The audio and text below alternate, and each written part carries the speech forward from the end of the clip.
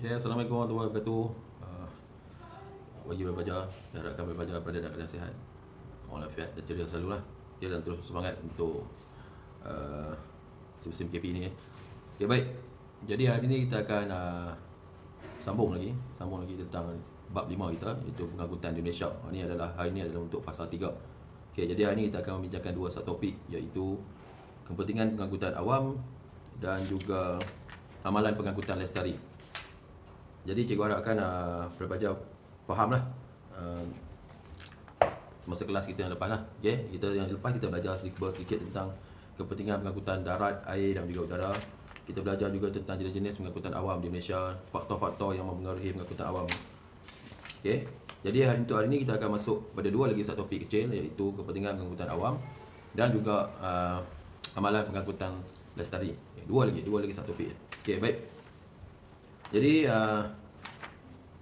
tanpa melengahkan masa, teruskan punya kelas. Okay, baik. Sorry, Ustaz.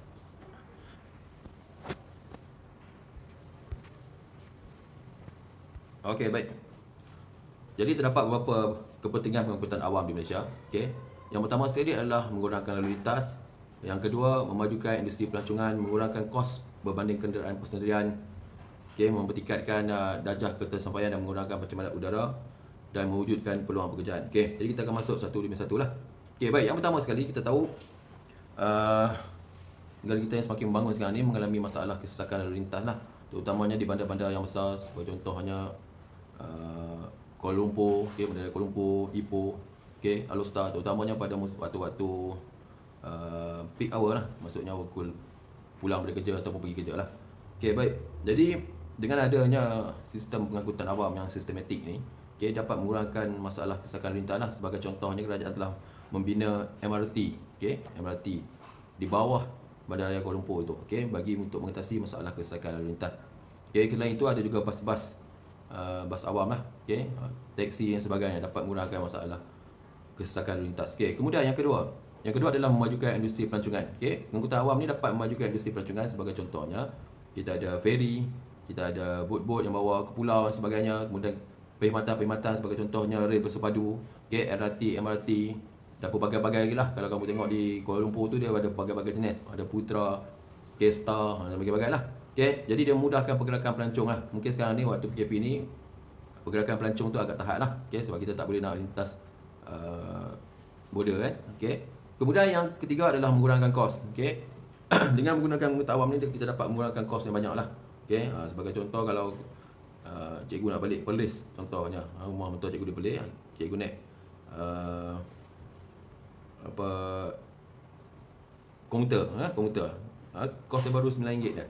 Okay, dan tiket dia lebih kurang RM9 saja. Okay, sampai ke stesen, daripada stesen Tasik Kelungkung sampai ke Arau, okay, dalam kos RM9 saja.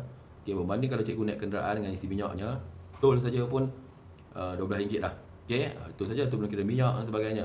Jadi dengan menggunakan komuter dapat menjimatkan, pengangkutan awam dapat menjimatkan kos lah berbanding dengan kenderaan sendiri.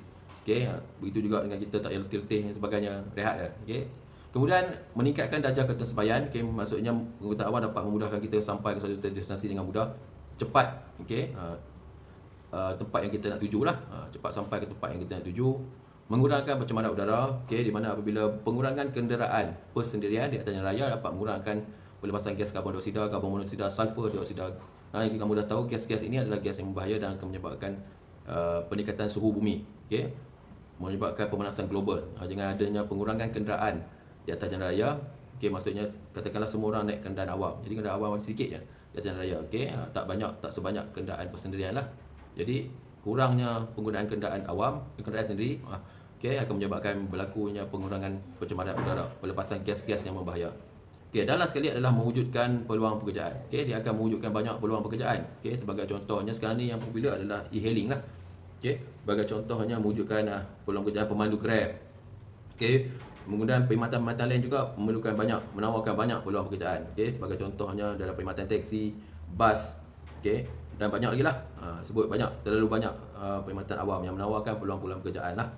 Okey, baik. Jadi itu adalah sebuah sikit tentang kepentingan pengangkutan awam di negara kita. Okey, kita masuk yang kedua, topik yang kedua hari ini adalah amalan pengangkutan lestari. Okey, amalan pengangkutan lestari. Jadi amalan pengangkutan lestari ini antara kepentingan dia, okey, baik. Amalan pengangkutan lestari diwujudkan adalah untuk mengurangkan kos bahan api. Okey, kita dapat kurangkan kos bahan api. Okey, di mana pengangkutan lestari ini adalah satu pengangkutan yang kita gunakan pengangkutan itu menjaga alam. Okey, menjaga alam. Maksudnya dia ada berkaitan dengan penjagaan alam sekitar. Okey, sebagai contohnya adalah kenderaan ataupun kereta-kereta hybrid, kereta yang tak menggunakan minyak. Okey. Kejap lagi cikgu akan terangkan. Okey. Jadi lestari ini adalah suatu amalan yang kita untuk wujudkan untuk penjagaan alam. Maksudnya kita buat suatu pengangkutan awam, tapi dalam masa sama juga kita nak menjaga alam sekitar. Itu adalah pengangkutan lestari lah. Jadi pertama sekali adalah kita mengurangkan kos bahan api. Okey, kita tahu kos apabila kita menggunakan minyak petroleum, okey, kosnya sangat tinggi sebenarnya. Okey. Jadi kemudian kita dapat mengelakkan kesesakan jalan raya, okey, membantu mengurangkan pencemaran, okey, di mana kereta ataupun kenderaan-kenderaan jenis hybrid, kenderaan yang menggunakan elektrik ini dapat mengurangkan masalah pelepasan gas-gas berbahaya yang apabila kita menggunakan petroleum lah. Okey, kalau kamu tahu bila kita guna petroleum ada gas-gas yang berbahaya. Okey, gas sulfur dioksida, karbon monoksida, okey, karbon dioksida ini adalah gas-gas yang berbahaya lah. Gas-gas ini dia akan menyebabkan pemanasan, okey, pemanasan bumi. Banyaklah kesan rumah hijau dan banyak-banyak kesan lain. Okey, baik yang memudaratkan kita sendirilah, okey, dan alam. Kemudian meningkatkan keselamatan, okey, meningkatkan keselamatan, mengurangkan hakisan, okey, dan meminimumkan kemusnahan flora dan fauna. Okey. Sebagai contohnya adalah untuk meningkatkan keselamatan tu ataupun meningkatkan keselamatan awam, kita menggunakan KTM komuter. Okey, ini adalah jenis kenderaan yang selamat, okey, cepat sampai dan juga selamat, meminimumkan kemusnahan flora dan fauna. Kita dapat kurangkan masalah kemusnahan flora dan fauna ni lah, okey, apabila kita dapat menggunakan, okey, ataupun menjalankan amalan pengangkutan lestari. Okey, baik. Dan begitu juga kita dapat mengurangkan hakisan. Okey, apabila banyak maksudnya kita nak buat sesuatu itu dengan memikirkan tentang alam sekitar. Okey, buat sesuatu dengan memikirkan sekitar. Maksudnya kita nak buat satu pengangkutan awam, okey. Sebagai contohnya jalan raya, kita nak bina jalan raya, okey, tapi tanpa memusnahkan alam sekitar lah, tanpa berlakunya hakisan dan sebagainya. Okey, baik. Jadi antara amalan-amalan pengangkutan lestari yang ada, kita boleh menggunakan ini amalan. Apa yang langkah-langkah yang kita boleh buat adalah dengan menggunakan kereta elektrik dan hybrid. Okey, kereta elektrik ni maksudnya kenderaan yang menggunakan elektrik sepenuhnya. Kenderaan yang menggunakan elektrik sepenuhnya, manakala kereta hybrid ni yang menggunakan dua jenis lah, sama ada bahan bakar. Okey, dalam pada sama dia boleh menggunakan bateri ataupun elektrik. Okey, sebagai contoh kenderaan yang cikgu ada sini. Okey, jadi ini adalah contoh kenderaan kereta hybrid. Hybrid ni maksudnya dalam masa dia boleh pakai minyak, dia boleh pakai bateri. Okey, ini adalah Honda Prius ke Prius lah. Okey, kemudian ni adalah Honda Jazz hybrid. Okey, jadi dua-dua kenderaan ni dia menggunakan, dikatakan hybrid sebab apabila dia isi minyak, okey, kita gunakan minyak, okey, pada kenderaan ini akan menggunakan minyak ataupun petroleum apabila kelajuan dia melebasi 80 km ke atas. Okey, jadi apabila dia berada di kelajuan dia di bawah daripada 80 km, automatik dia akan switch kepada penggunaan bateri. Okey, jadi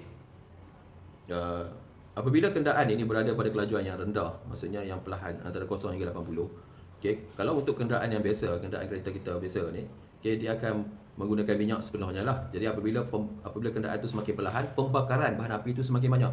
Okey, jadi apabila pembakaran semakin banyak, gas yang dilepaskan, gas rumah hijau yang dilepaskan akan lebih banyak lah.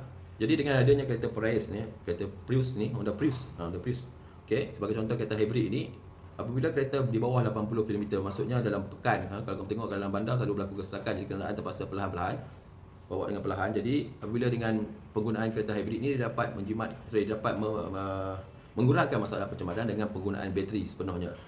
Okey, jadi sepanjang kamu dalam kenderaan tu dia akan ni lah. Okey. Jadi begitu juga sama lah kereta Honda Jazz ke Honda Jazz hybrid ni ataupun kereta Honda Prius ni. Okey, sama juga. Okey, begitu juga kalau kamu gunakan, kita dapat menjimatkan penggunaan bahan api. Maksudnya kita tak payah dapat menggunakan masalah penggunaan minyak petroleum yang banyak lah. Okey, jadi ini adalah contoh untuk penggunaan kereta elektrik dan juga hybrid. Okey, ini kamu kenapa lah untuk jawapan-jawapan amalan pengangkutan lestari.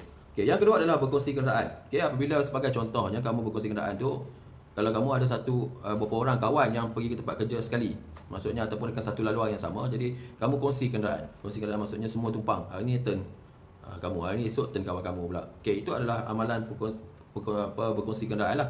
Sebenarnya amalan ini sangat baik apabila kita dapat mengurangkan jumlah kenderaan yang berada di atas jalan raya. Okey, apabila kenderaan dapat dikurangkan, kita dapat mengurangkan pembebasan gas karbon monoksida di udara. Jadi seterusnya dapatlah kita mengurangkan pencemaran, mengurangkan kesesakan lalu lintas lah. Okey, dan yang ketiga sekali, langkah yang tak sekali adalah penggunaan pengangkutan awam, iaitu mengurangkan masalah. Kita dapat mengurangkan masalah kesesakan lalu lintas macam cikgu cerita tadi. Apabila banyak semuanya orang gunakan pengangkutan awam, okay, kita dapat mengurangkan kenderaan persendirian di atas jalan raya ni. Okay. Seterusnya, kamu boleh gunakan pengangkutan awam yang percuma. Kalau kamu nak berjimat, okay. Sebagai contoh, kerajaan banyak menyediakan pengangkutan awam yang percuma. Sebagai contohnya, kalau di Kuala Lumpur kita ada bas bandar Go KL, okay. Dan juga bas Muafakat Johor. Ini contoh-contoh kenderaan pengangkutan awam yang percuma. Okay. Kalau di Pulau Pinang pun ada juga, cikgu pun tak ingat nama dah. Okay. Dia open, dia boleh duduk 2 tingkat saya cikgu. Okay. Dia akan pusing terus Pulau Pinang. Okay. Kamu boleh menggunakan pengangkutan awam yang percuma ni lah. Okay. Kalau nak naik lain lah, sebagai contohnya KTM komuter, okay, harga tak mahal. Okay. Kalau lah cikgu kerja di Kuala Lumpur dan sebagainya, cikgu akan gunakan perkhidmatan KTM komuter dan sebagainya. Sebab yang pertama sekali, cikgu tak payah bersesak-sesak dalam kesesakan jalan raya pagi-pagi tu. Okay. Yang kedua sekali, jimatkan masa cepat. Okay. Dan juga cikgu akan gunakan komuter ni sebabkan oleh kita boleh berehat. Tak payah penat-penat nak drive, bersesak-sesak dan sebagainya. Naik komuter sampai tepat. Okay. Contoh kalau cikgu duduk di Kuala Lumpur lah. Okay, baik. Jadi di Kulim kita ni tak ada lagi lah. Okay. Jadi apa yang cikgu nak sampaikan pada hari ini iaitu tentang bagaimana pengangkutan awam yang terdapat di negara kita ni terlalu banyak kepentingannya lah. Okay, cikgu ulang balik sebagai contohnya mengurangkan kesesakan. Ini adalah main point yang pertama sekali. Okay, kalau kamu jawab exam, kepentingan adalah mengurangkan kesesakan lalu lintas. Okay, kemudian industri pelancongan, mengurangkan kos, mempeningkatkan darjah ketersampaian, okay, mengurangkan pencemaran udara dan mewujudkan peluang pekerjaan. Ini contoh-contoh lah. Okay, jawapan yang kamu boleh jawab, yang mudah untuk kamu ingat semasa menjawab peperiksaan lah. Okay, baik. Jadi yang kedua adalah kepentingan amalan pengangkutan lestari. Kenapa kita nak jaga? Kita nak bina pengangkutan awam yang canggih, yang sistematik, okay, tetapi dalam masa sama kita nak menjaga alam kita, nak menjalankan amalan lestari, menjaga alam sekitar lah. Okay, kita boleh gunakan kereta elektrik ataupun hybrid. Okay, kita boleh berkongsi kenderaan. Dulu memang ada kempen di TV, di televisyen, okay, iaitu berkongsi kenderaan, dan last sekali kita ada menggunakan pengangkutan awam. Kamu boleh gunakan pengangkutan awam. Okay, baik. Jadi setakat itu saja untuk hari ini. Jadi kita dah tamat untuk bab 5 ini. Jangan lupa kamu isikan kehadiran kamu di LinkedIn. Okay, Teams yang telah diberikan. Okay, dan juga jangan lupa jawab formatif yang telah cikgu berikan lah. Okay, baik. Jadi itu saja untuk hari ini. Assalamualaikum warahmatullahi wabarakatuh. Semoga terus semangat, stay safe, okay, stay at home. Okay, jangan nak keluar-keluar, jaga diri baik-baik dan terus belajar. Okay, itu saja. Assalamualaikum warahmatullahi wabarakatuh. Hidup geografi.